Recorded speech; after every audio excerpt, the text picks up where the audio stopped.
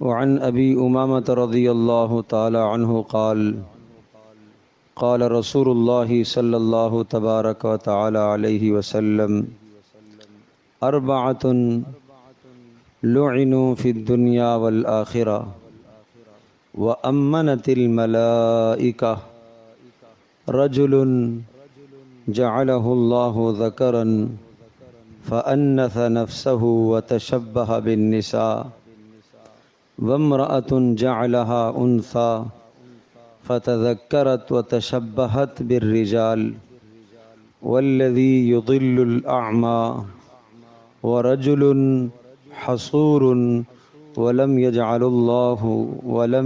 الله حصورا إلا يحيى بن زكريا أو كما قال عليه الصلاة والسلام رواہ الطبرانی۔ حضرت ابو امامہ رضی اللہ تعالی عنہ ارشاد فرماتے ہیں کہ رسول اللہ صلی اللہ تعالی علیہ وسلم نے فرمایا، چار قسم کے لوگ ایسے ہیں کہ جن پر دنیا میں بھی لعنت ہوتی ہے اور آخرت میں بھی لعنت ہوتی ہے، اور جب ان پر لعنت کی گئی تو ملائکہ نے آمین کہا۔ تو جب ان پر لعنت کی گئی تو ملائکہ نے، فرشتوں نے آمین کہا۔ تو فرشتوں کی آمین جب ہوئی تو معنی یہ کہ وہ دعا تو قبول ہوگی ہی ہوگی۔ وہ کون سے چار؟ نمبر 1، رجل جعلہ اللہ ذکرا، ایک وہ آدمی جس کو اللہ نے مرد بنایا، فأنث نفسہ وتشبہ بالنساء، اس نے اپنے آپ کو عورت بنا دیا اور عورتوں کے مشابہ ہو گیا، عورتوں کی طرح لباس، عورتوں کی طرح چال چلن، عورتوں کی طرح گفتار، عورتوں کی طرح لب و لہجہ، سارا کا سارا عورتوں کی طرح بن گیا۔ اور نمبر 2، وامرأۃ، اور نمبر 2 وہ عورت جس کو اللہ پاک نے عورت بنایا، فتذکرت وتشبہت بالرجال، اس نے اپنے آپ کو مرد بنا لیا اور مردوں کے مشابہ ہو گئی، لباس مردوں کی طرح، اور جناب جوتے مردوں کی طرح، چال چلن مردوں کی طرح۔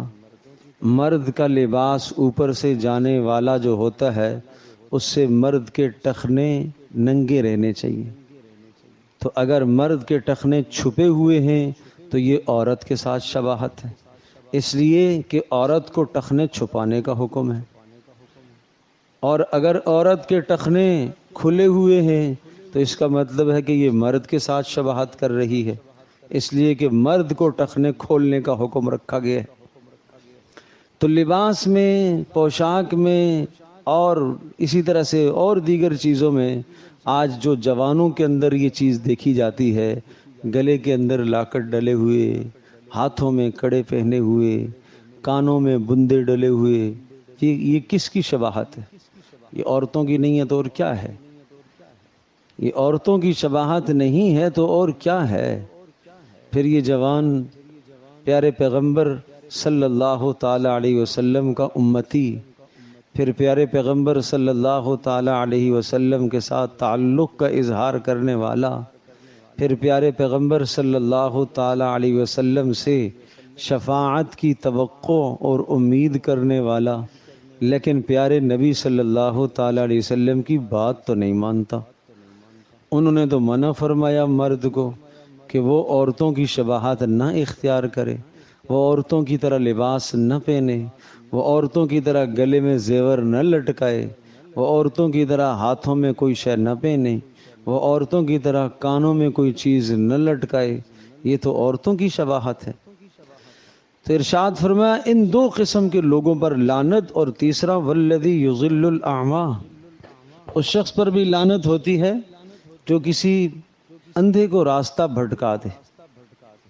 بھٹکا ہوا آدمی ہے، اندھا ہے، نابینا ہے، وہ آپ سے راستہ پوچھتا ہے اور آپ نے اس کو کسی غلط راستے پر ڈال دیا، تو یقیناً آپ نے اس کے ساتھ زیادتی کی، آپ نے اس کا مذاق اڑایا۔ جب اس کا آپ نے مذاق اڑایا تو یہ سبب بھی، یہ بات بھی موجب لعنت ہے۔ اور نمبر 3، رجل حصور ولم یجعل اللہ حصورا الا یحیی ابن زکریا، وہ آدمی جو زندگی میں استطاعت ہونے کے باوجود بھی شادی نہیں کرنا چاہتا، کہتا ہے میں بغیر شادی کے ہی رہوں گا، اس طرح سے رہتا ہے، گناہوں میں مبتلا ہو جاتا ہے، جبکہ اللہ تبارک و تعالی نے بغیر شادی کے صرف رکھا ہے کس کو؟ یحیی ابن زکریا علیہم الصلوات والتسلیمات۔ حضرت یحییٰ علیہ السلام کو اللہ نے ایسا بنایا تھا کہ اللہ نے حصور بنایا تھا۔ حصور کا معنی کیا ہے؟ کہ ان کو عورتوں کی طلب نہیں تھی، دور رہتے تھے، پاک دامن تھے، نیک تھے۔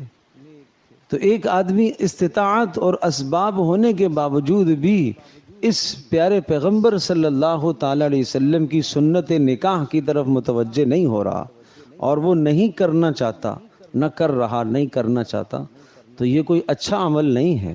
رسول اللہ صلی اللہ تعالی علیہ وسلم نے ایک شخص سے پوچھا، آپ کے پاس پیسے ہیں؟ کتنے؟ اتنے۔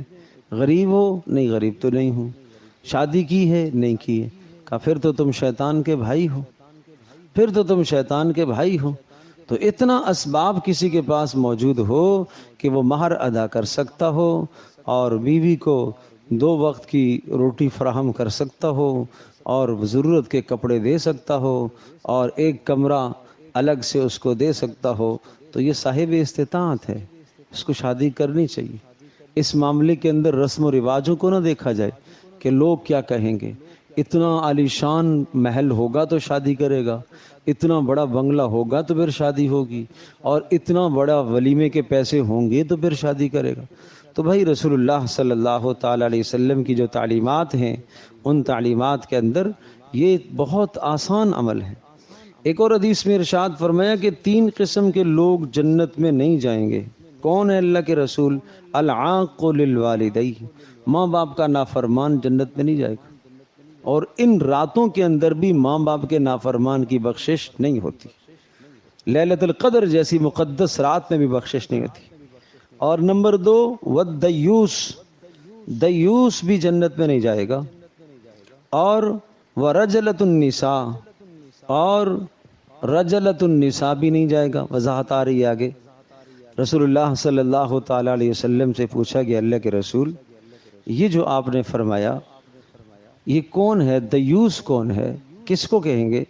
آپ نے فرمایا الذی لا یبالی من دخل علی اہلہ، جو اس کی پرواہ نہیں کرتا کہ اس کے گھر میں کون آتا جاتا ہے، اس کی بیوی کے پاس کون آتا جاتا ہے، جو اس کی پرواہ نہیں کرتا۔ ارے کوئی بات نہیں جی، کوئی بات نہیں، کوئی بات نہیں جی، ہم سب بہن بھائی ہیں، ہم سب بہن بھائی ہیں۔ وہ اندر خواتین کی جگہ پر اجنبی مردوں کو، غیر محرم مردوں کو بھی لے جاتا ہے، وہ یہ عمل اس کو برا نہیں لگتا۔ اور بغیر حجاب کے، بغیر دوپٹے کے اگر اس کی اہلیہ، اس کی بیوی، اس کی بیٹی کھڑی ہے، اسے یہ برا نہیں لگتا، ارے بھائی کچھ بھی نہیں ہوتا اس سے۔ یہ دیوس اس کو کہا گیا حدیث میں، دیوس، جس کا آپ اردو میں ترجمہ کر سکتے ہیں بے غیرت، جس کے اندر حیا نہیں، حیا جس میں نہ ہو۔ اور پوچھا گیا اللہ کے رسول یہ الرجلۃ من النساء کون ہے؟ فرمایا التی تشبہ بالرجال، وہ عورتیں جو مردوں کی شباہت اختیار کرتی ہیں، یا وہ مرد جو عورتوں کی شباہت اختیار کرتے ہیں، تو یہ بھی جنت میں نہیں جائیں گے۔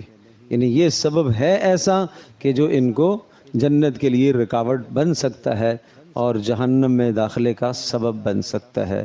اللہ ہماری حفاظت فرمائے، ہم سب کی حفاظت فرمائے، اور اللہ تبارک و تعالی ان جرائم سے ہم سب کی حفاظت فرمائے۔ جمعہ کا دن ہے، سورۃ الکہف کا اہتمام فرمائیں، بہت بڑا ثواب ہے، بہت بڑا ثواب ہے۔ اور گزشتہ یعنی اس جمعے سے لے کر آئندہ جمعے تک اللہ تبارک و تعالی آپ کو فتنوں سے محفوظ رکھے گا، نور اللہ عطا کرے گا۔